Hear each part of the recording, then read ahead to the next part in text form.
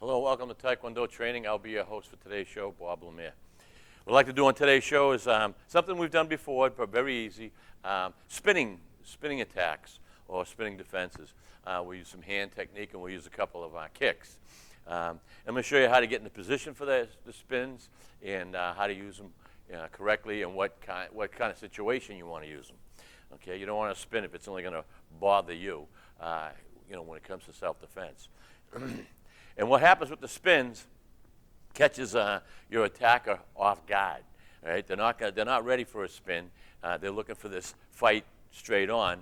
But if you spin, they never see it, especially if you've done the move when their guard is a little down. Okay, so we'll show you a couple of easy exercises. When you're doing these spins, all right, you want to make sure that you're kind of loose, or you're loose anyway. All the time you want to get at least 10, 15 minutes of stretching, because you don't want to be pulling muscles in your hip or in your back or, even your legs. Because sometimes, you're using, whenever you're doing any kind of exercises and it's a jerking motion, that's when you can get in trouble with your muscles, all right? That's when you can tear muscles, pull muscles, or injure something. So you want to be a little warmed up and start slow. Don't go crazy right off the bat. Let your body warm up. And as I say, your muscles, that's like that taffy. When it gets warm and pliable, it gets pliable. Ooh, but if it's cold, it snaps. Same thing with your muscles. So try to remember that. All right, so we're going to be in a fighting stance. I'm going to use all my spins in a fighting stance. All right, to do a spin in a ready stance or anything doesn't make sense. See, I can't turn. We want to have that mobility to turn. All right, so I'm going to show you some footwork to make sure that you're not twisting. And I always tell my students, like a pretzel, that you're always in a good stance. You have to always be in a good fighting stance or a balanced stance. All right, so hands are always up again. Look at in my fighting stance, right? Shoulder width apart, just like I'm walking. All right. Just like I'm walking, all right? Just boom. Because you're in that stance all day, so you should know it, right? When you walk, unless you have a really crazy walk, this is your stance. So your body knows the balance. So if you're here, all right, and you're loose, look at, not rigid, all right, nice and loose. We're going to start off with a really easy spin, back fist, all right? And what we're going to do is, nice tight fist, all right? Hands are up here. Your opponent's in front of you, all right? Or you're going to hit a bag or in the mirror, watch in the mirror. Your opponent's in front of you, your hands here. Now, when we do this back fist, again, I want to be opposite of my final move. I want to get the snap, all right? So when I'm here, I have plenty of time to get into my position as I'm going to do my spin, all right? So see my feet, all right? As I'm, and this is a floor that you kind of stick to a little right now, right? It's a well-polished floor. So I'm going to have to just pick my foot up a little so that as I spin, I'm almost in my fighting stance, or I am in my fighting stance, and I'm not losing balance. Because if not, and I don't move, I can't, look at the pretzel again, So this way you can practice, look at, you're here, take this foot, drop it here, spin this. Now you're in this position here to make that full back fist. All right? You want to kind of be in this position, all right, for your full back fist here. You don't want to be starting your back fist from here because you can't reach. You don't want to come over here because now you're taking too much time for your back fist. All right? So from here, all right, you're in the mirror. Look at it. When we practice on a rug at the school, or sometimes on even a mat, you're barefoot and you slide, all right? So that's easy. You don't even have to pick up your foot, all right? You can slide it. But if you're on the ground or you have shoes on and they want to stick to the ground, you got to learn how to pick your foot up very quickly, all right? And that's the front foot. Your hands here. Look at this. Always up here, all right? This is going to be my back fist. And the back fist hits with the index finger and the middle finger. That knuckles, those two knuckles. All right? So you want it in this position so that when you turn, you're here and you snap at the last second. All right? That's pretty easy. All right? You're here. Now, see how I'm not dropping down? If I drop down, then I got to come back up. But if I'm here, I got a straight line. I'm not coming up on an angle. And I'm going for, when you're going to do a back fist like this, if you're going to do a back fist, you're looking to make sure you hit your opponent in the head area. And you can hit him anywhere you want, but this is where the damage is going to get done. That's how you're going to stop your opponent, right? So you want it kind of, parallel with the ground, right, so that you're straight. It's a straight line, right? So you're here, da-da. Look at, I'm ready to throw a back kick or hit and ready to run, all right? Or I spin, I hit, turn, and I'm ready to go for the kick. So the stances and the balance, boy, they are important, all right? Once again, if you don't have the right stance, and say my stance is like this, you can't turn, right? You'll get all pretzel. So you want to, and this exercise when turning like that, it's good for any kind of spin, all right? All our spins. So we're nipping it in the bud right off the bat. Now we know how to spin. All right, so when you're doing that back fist, all right, you have a bag or you have someone with a pad, look at, and when I throw the back fist, I bring this hand back, boom, all right, 1, 5. I can come back if I want here. You can always do combinations. We'll try to we'll not do too many combinations tonight. Let's just try to get the basics for these spins. Back fist. You spin, boom, all right, boom. You're kind of aiming for the face. The temple will be nice, the nose, the jaw. That'll stop your opponent. They're not going to be ready for that. Right? You pick up speed. So you did a back fist. That's pretty easy. The knife hand, you're going to say spin knife hand. Same thing. You're going for the whole head. But with the knife hand, it's nice that you get it around the neck area. Or you can get into the ribs, floating ribs, all right? Because it's such a concentrated little spot that it gets here. Back fist would probably get jammed up around your jaw, right? So you break the jaw. But you hit someone here in the neck with a knife hand, and it does it. And I always tell people, take your finger and just poke your neck. You're just touching your neck lightly, and you feel pain. What happens if you're coming at that with a strong attack? The pain's going to be incredible, and you're going to probably get knocked out. Could be worse, too. And if you hit someone, these are dangerous attacks to the head. But you have to save yourself or your loved ones. You got to make some drastic measures, all right? So if you know how to do simple things like this, so if your attacker was coming at you and went to grab you on that side, you come over on this side. If he grabs you on this side, you come around the other side, or vice versa, all right? So if he grabs you, now the knife hand, fingers tight together, bend that middle finger, and the rest of them follow just a little. Not this bend and not straight. What that does is it contracts the muscle here, which makes it one big weapon, all right? All right? Knife hand. They call it knife because it's supposed to be sharp as a knife, all right? And the knife goes right, could go on the clavicle or go on. The neck is really the area, and if you miss the neck and hit the head, you're still doing well with that attack, all right? The hand, again, is opposite from the last second of the attack, all right, of the final motion, all right? So as I spin, all right, and it's just, so what we're doing when we spin, and as you get higher in rank, you're using your hip. That hip and the snap at the same time creates a lot of energy, a lot of power. Instead of if you only had the hand this way and just swing like that, there's not much. You have to get that jerking motion with your hip, all right? You snap.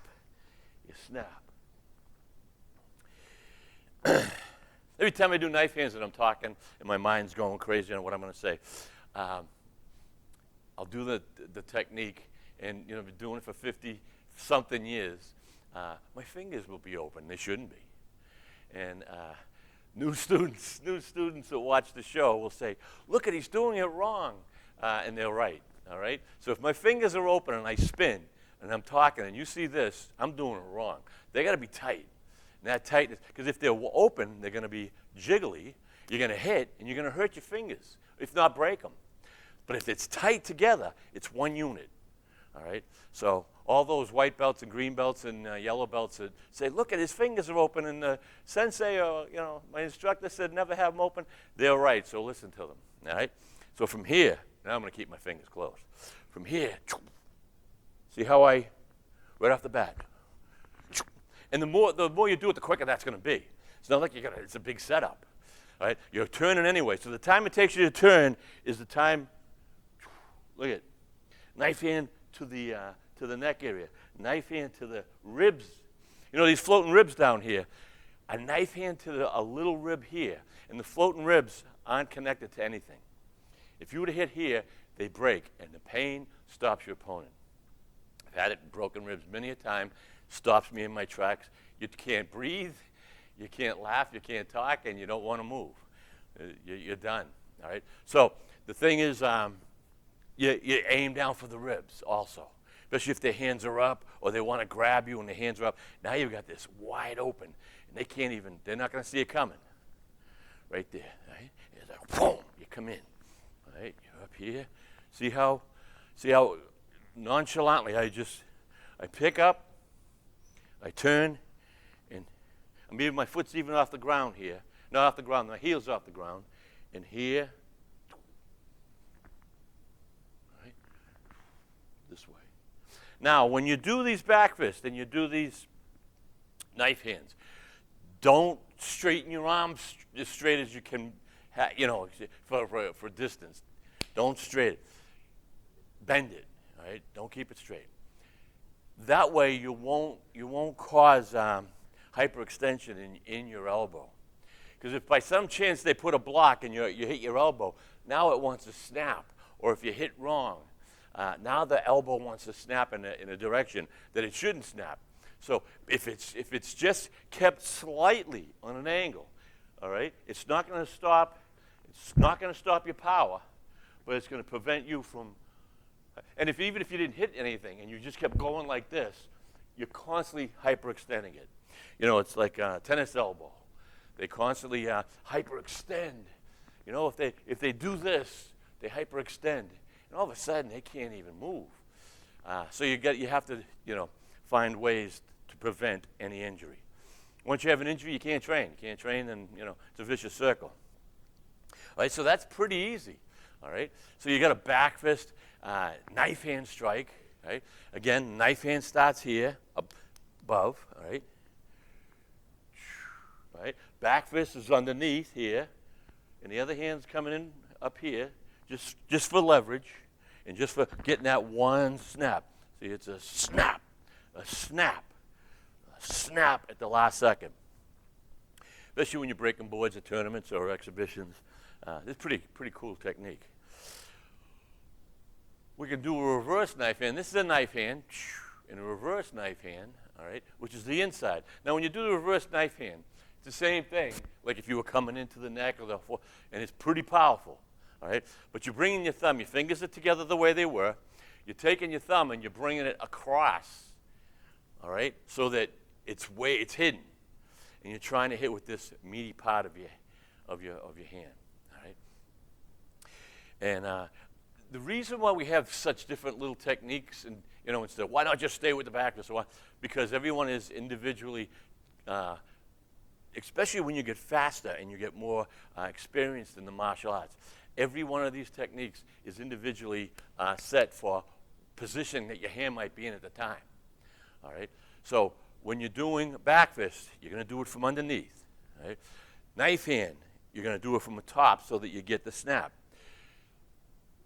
Say a reverse knife hand or a ridge hand, maybe call it or whatever. You want to come underneath again because you're getting this snap. All right. So you're here, hands are up. Right. Now I'm still all my back fists, my knife hands, my reverse knife hands. I'm starting up here, trying to be parallel to the floor, parallel and perpendicular to the opponent. All right. Little geometry there. And you don't want to be down here. You don't want to be down here because you're losing. bringing your arm up and being on an angle is so much different from being a straight line, right? So you're here, and look, I'm starting with my hand even closed, but then I'll open it up. Because as I was ready to spin, maybe I was going to do a back fist, but I was ready to spin, I noticed his hand was gone down. So let's get him in the neck, right? It's like a chess game, you know. You make the wrong move, up, checkmate, you know what I'm saying? Here we go. Wow. All right, I'm up here. See how they're here? Now once I do that with my feet, look at, I'm in a fighting stance again. If I didn't do that with my feet, I'm in a pretzel again. Remember that, no pretzel, all right? Fighting stance. When we're fighting, if you lose your stance or you lose your balance, they're coming at you, especially experienced fighters. And experienced fighters will watch how you do a move, any move, all right? Especially if they're at a tournament and they're watching you fight and you might be next with them. They're waiting to see where your feet are after you throw a kick and what kind of balance. So what they're going to do is they're going to memorize what you're doing. They're going to let you do that kick. They're going to force you, like a reverse round kick. And they're going to wait for you to be off balance because that's what you've been doing the whole tournament. And the minute you're off balance, they're coming in for the hit. All right? So that's an experienced fighter. All right? You can see right off the bat, all right, when you've trained so many years, if someone's coming at you, you almost know exactly what they're going to do. You can see their body movements. You can see their way. They're off balance. All right? So if someone's coming at you, and they're off balance, they're a moving target to you. You know, you might be saying, no, look at how big they are. Yeah, they're coming at you like this, but not a clue of what they're doing. So if you have this clue, and you see these openings, by training, always training, it's target practice. All right? Try to remember that. All right? And I know I keep going. All right? It's a half-hour show. I don't stop. There's a lot to decipher. But if you watch the show, you know, many times, you can watch it a few times a week or tape it or whatever, you will get what I'm trying to say. You'll get the little things, even if you got one thing every show, that one thing adds up very quickly. All right? So in a couple of months, maybe you have 8 to 10 things that, wow, look at this, how easy this is for power. All right? So the knife hand, all right? Underneath, reverse knife hand, all right?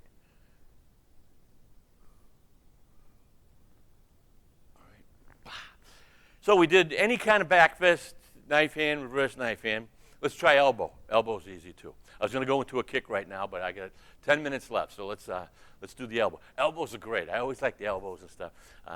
God, you get hit with an elbow, especially the face area. It's like a bat. It's hot as a rock. So if that elbow's hit at the right spot, and that pointy part of your elbow hits somebody anywhere in the head, the power generates out of that little area. It's not a slap. It's that small bone. Once power hits an area, a small part, it explodes in that area. So whether it's the nose, the jaw, the eyes, the temple, all right?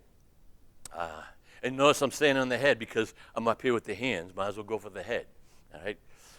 Because you can hit someone here, especially strong people with muscle and big, and you're not going to get the impact, all right? Because the head, I don't care how many you try to lift weights with your face and your head, you can't do it, all right? You can think you have a strong, and some people have stronger jaws and stuff. That's true, but the head is so vulnerable, all right? This is your mainframe. This is your computer, all right? And the rest of this is your machine. You take the computer out, the machine doesn't do anything. It stops. So that's our theory there. Elbows, all right? If I'm going high, I'm going to have it opposite so that I end up this way, not this way, right? You don't want to come up this way because it's awkward, you know? This isn't awkward, all right? So you're going to come up. You know you're going to do an elbow. They say maybe they grab you with something. They're not going to be ready for this to the head or to the eye. All right? And an elbow to the eyes, nose, head, it stuns you quickly. All right?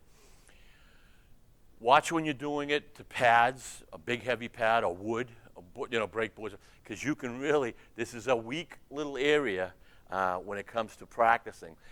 There's a bursa sac in there, and I've had problems, and it just blows out. or you can crack it.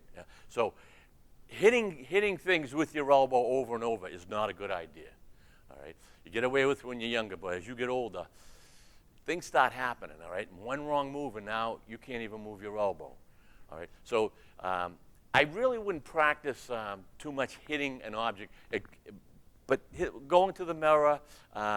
You know, a lot of people like to do breaking boards and stuff, but boy, I've seen so many people really hurt themselves because it's so weak. And if you touch your elbow down here, or if you bang your elbow against anything, you know what I'm talking about, the pain, right? But if you need it to save your life, it's a beautiful, and if you hit someone here, you come down. Now, when you go up high, all right, you're coming this way, all right? So remember, you're coming this way. When you're going low, you're doing the opposite, all right? You can go, I never do it, so I say you can, but see this, how easy this is? Boom, boom. See, someone's behind you, I went this way. Someone, you're same behind you, but you want midsection. It's an easy motion because it feels comfortable, all right? You're not fighting yourself because lifting up and going this way. So try to remember this.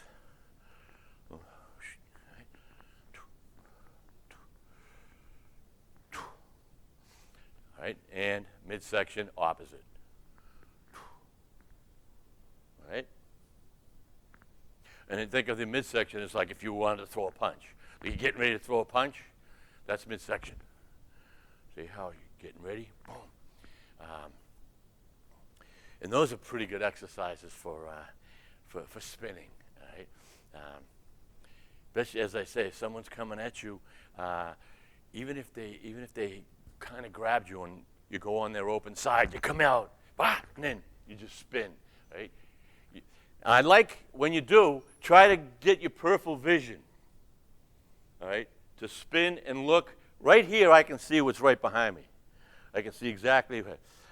Here I can't, but right here. So get used to the distance you can use your peripheral vision so that you can kind of see what's going on with them. Because sometimes there's 2 people or 3 people. You need to keep your eyes on 3 different directions.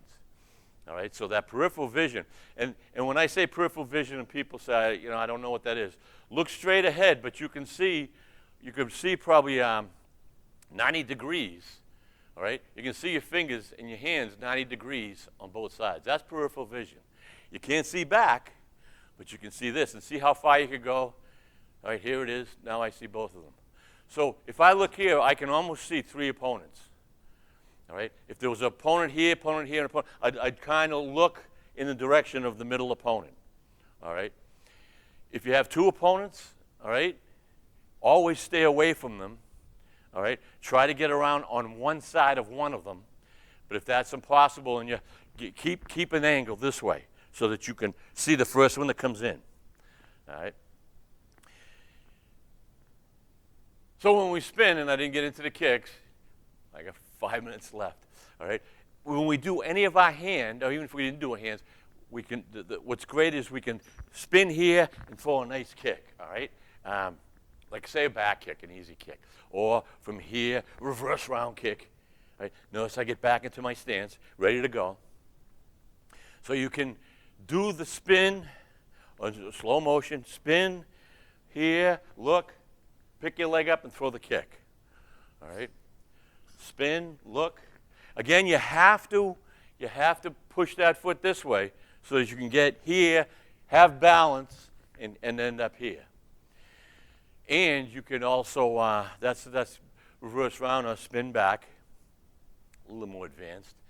You have to chamber high, all right?